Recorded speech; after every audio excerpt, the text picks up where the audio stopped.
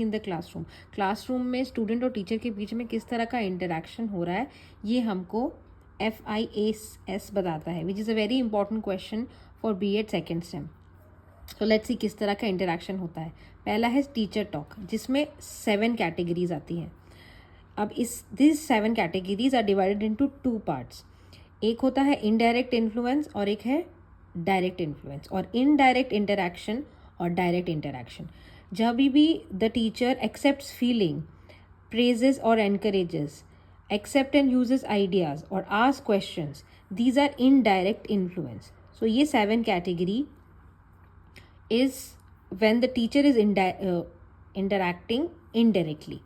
And now coming to direct interaction or direct influence, when the teacher lectures, teaches the topic or explains the concepts, etc., gives directions like sit down, open your notebook, etc., criticizes or authority. So if the teacher asks the question again or tell the students to think about their answer or just simply says to keep quiet, so when the teacher is giving direct directions, that is direct influence. Now coming to student talk. Now student have दो तरह का response in a classroom. एक है direct response, which is answering to questions, following these orders and just saying yes, no, yes ma'am, answering in groups, etc.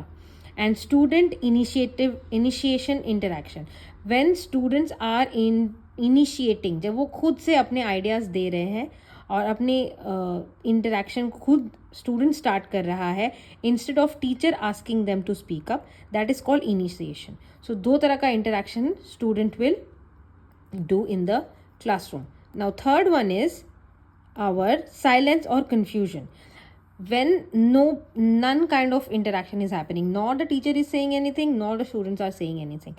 एक situation है जब silence हो, that is called silence or confusion category. So these are the 10 categories. अब इन 10 categories को every 3 seconds एक observer note करेगा और उसके बाद they will come up with a matrix, 10 by 10 matrix, जिसमें 10 lines होंगी ऐसे ऐसे.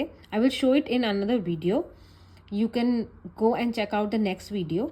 So this matrix will have 10 by 10 column and rows, जिसमें all these interactions, all these categories will be noted down, जो हमको ये बताएगा कि एक classroom setup में किस तरह का interaction dominant है.